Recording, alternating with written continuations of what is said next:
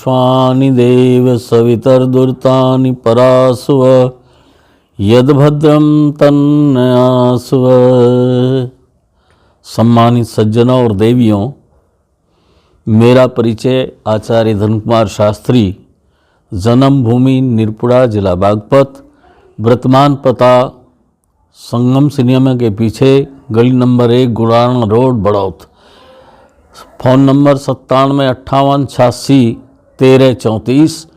ये जो प्रोग्राम आप देख रहे हैं, मेरे उपदेश, ये दिव्य ज्योति चैनल न्यूज़ की ओर से प्रसारित किया जा रहा है। ये उपदेश ऐसे हैं जो भावी पीढ़ी को प्रभावित करते हैं, जो आज अपनी संस्कृति को छोड़ करके दूर भागते जा रहे हैं।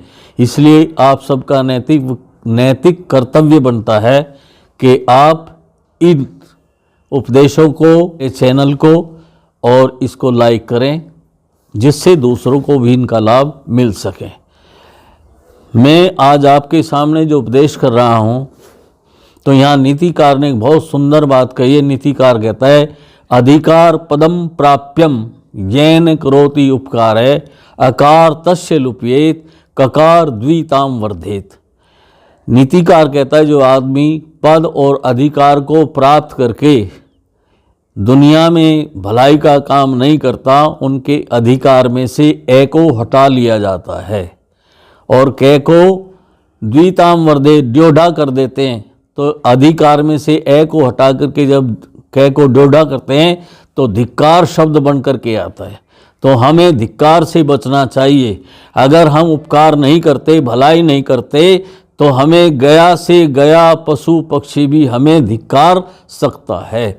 इसलिए हमारा नैतिक कर्तव्य बनता है कि परम पिता ने जो हमें पद दिया है, पहला पद हमें परमात्मा ने क्या दिया है, हमें सबसे दुनिया की योनियों में श्रेष्ठ योनि दी है, जिसे हम मनुष्य की योनि कहते हैं।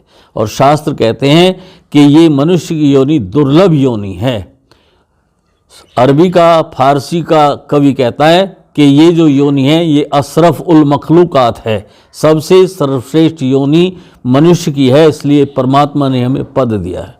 दूसरे अधिकार दिए क्या, कि हमें परमपिता परमात्मा ने ऐसे स्थान पर पैदा किया है जो सब तरह से संपन्न है। 6 ऋतुओं का आनंद हम यहाँ ले सकते हैं, अलग अलग फसलों के अन्नों का उपयोग कर सकते हैं, अनेक प्रकार के फलों का उपभोग कर सकते हैं। तो ये सारी सुविधाएं परमात्मा ने हमें दी हैं। ऐसे परिवार में हमें पैदा किया है जहाँ हमें सारी संपन्नताएं मिल सकती हैं। इसलिए हम उस परमात्मा के धन्यवाद करें, उसका गुणानुवाद करें। परमात्मा तेरा धन्यवाद है, ऐसे स्थान पर और ऐसी पवित्र योनि में आपने हमें भेजा है, इसलिए हम सुंदर पद को सुशोभित कर रहे हैं। दूसरे परमपिता परमात्मा ने हमें अधिकार दिया है, सब तरह की संपन्नता। ऐसे दुनिया में लोग हैं जिन्होंने जीवन भर, जन्म से लेकर मृत्यु तक, भरपेट भोजन नहीं करके देखा कैसे पेट को भरा जाता है। सतमित्रानंद जी महाराज, आरएसएस के प्रचारक, राष्ट्रीय स्वयंसेवक के प्रचारक, वो कहते हैं, एक बार मैं आदिवासियों में उनके समाचार जानने के लिए, उनकी जीवन शैली को जानने के लिए उनके पास में गया। तो मैंने देखा, स्टेशन से उतर करके जैसे ही मैं अंदर की तरफ चला तो बाहर भंडारा चल रहा था, भोजन बट रहा था। दूसरी तरफ जैसे वो लाइन लगी हुई थी भोजन लेने वालों की, ऐसी एक लाइन और लगी हुई थी। जो तन से नंगे लोग थे, शरीर जर्जर थे, वो भी लाइन लगाए हुए खड़े थे। और उधर से वो लोग भोजन करते और वो जो जूठा पत्तल था वो फेंकते थे। वो जूठे पत्तल को वे लोग उठाते और चाट करके अपने पेट की आग को बुझाते थे। तो उस समय सतमित्रानंद जी कहते हैं, मेरी आंखों में आंसू आ गया।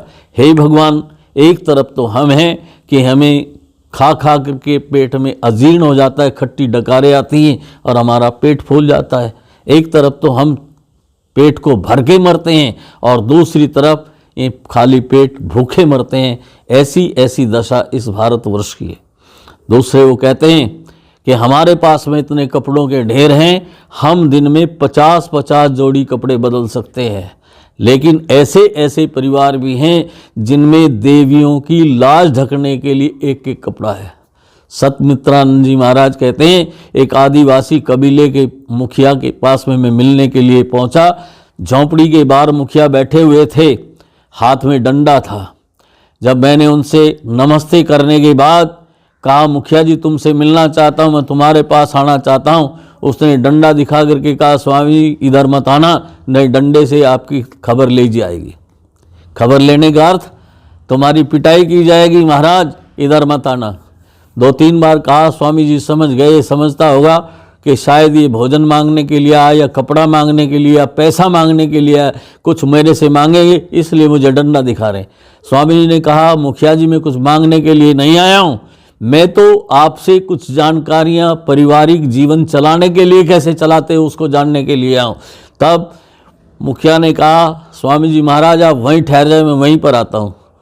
वो आदमी अंदर झोपड़ी के गया, एक पत्ते का दोना बनाया, उसमें पानी लिया, दूसरे एक बड़ा पत्ता था जो बहुत बड़े पत्ते होते हैं चौड़े चौड़े जंगल में, एक पत्ता उठाया, वो काख में दबाया, दूसरा पत्ता लिया, उसमें कुछ फल फूल जो रखे हुए थे जंगली खाने के लिए, वो ले करके वहाँ गया। सबसे पहले स्वामी जी के पैरों पर जल छिड़का, फिर उनको वो आसन रूप में जो पत्ता था वो बिछा करके कहा बैठिएगा, और फिर फल फूल उनके सामने रखे।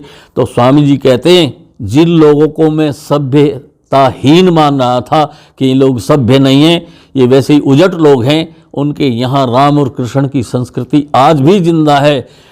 कैसे आदमी का, अभ्यागत महानुभाव का, अतिथियों का कैसे सत्कार किया जाता है, राम और कृष्ण की संस्कृति को आज उनके अंदर देख करके मेरी आंखों से खुशियों के आंसू आए। हे परमपिता परमात्मा, राम और कृष्ण की आज भी संस्कृति जिंदा है। पहले पैर धोने का हमारे यहाँ विधान है। राम और कृष्ण के पैरों को आपने देखा है कि राम के पैरों को केवट ने धो करके उनका सम्मान किया, कृष्ण ने सुदामा के पैरों को धो करके उनका आतिथ्य किया। इससे पता ही चलता है कि हमारी संस्कृति में सबसे पहले विद्वान लोगों के पैर धो करके उनका सम्मान किया जाता। दूसरे फिर बैठने का आसन भी दिया, और फिर उन्हें खिलाया पिलाया जाता है। इस तरह से उस आदमी ने स्वागत किया। बहुत सारी बात करने के बाद स्वामी जी जब चलने लगे, तब उन्होंने उनसे पूछा, मुखिया जी एक बात जानना चाहता हूँ आपसे, आपकी सांस्कृतिक व्यवस्था को देख कर तो मैं गदगद हूँ कि राम और कृष्ण को आप अभी तक जिंदा रखे हुए हैं संस्कृति को, लेकिन मैं जानना चाहता हूँ, जब मैं आपके पास आना चाहता था तो आप बार बार मुझे डंडा दिखा करके रोकते थे, इसका कारण क्या है? मुखिया ने कहा, स्वामी जी महाराज मैं इस कबीले का मुखिया हूँ, 5-7 परिवार हमारे संरक्षण में आते हैं, और इस समय मैं आपको डंडा इसलिए दिखा रहा था, मेरे परिवार में 2 देवियां हैं, मेरी धर्मपत्नी हैं और मेरे बेटे की पत्नी हैं। महाराज उन दोनों के पास में एक कपड़ा है अपनी लाज ढांपने के लिए। जब मेरी पत्नी बाहर जंगल में जाती है लकड़ियाँ आदि बीनने के लिए, तो वो उस कपड़े को ले लेती है और उससे शरीर से लपेट करके जा करके जंगल से लकड़ियाँ इकट्ठी करके लाती हैं। और जब मेरी पत्नी घर पर आ जाती है तो उस समय वो कपड़ा बहू को दे देती है, बहू उस कपड़े को लपेट करके घर के काम करती है। इस तरह से स्वामी जी महाराज एक कपड़े में 2 देवियों की इज्जत छिप करके रहती है। इस समय मेरी पत्नी जंगल में लकड़ियां बीनने के लिए गई हुई है, और मेरे घर में मेरे बेटे की पत्नी है, उसकी रक्षा की, इज्जत की रक्षा करने का दायित्व मेरा है। इसलिए मैं आपको बार बार रोक रहा था कि महाराज वहीं ठहरिएगा, चूँकि मेरे बेटे की पत्नी जो है वो एकांत स्थान में, अंधेरे स्थान में जाकर के अपनी लाज को छिपा रही, चूँकि उसके पास कपड़ा नहीं है।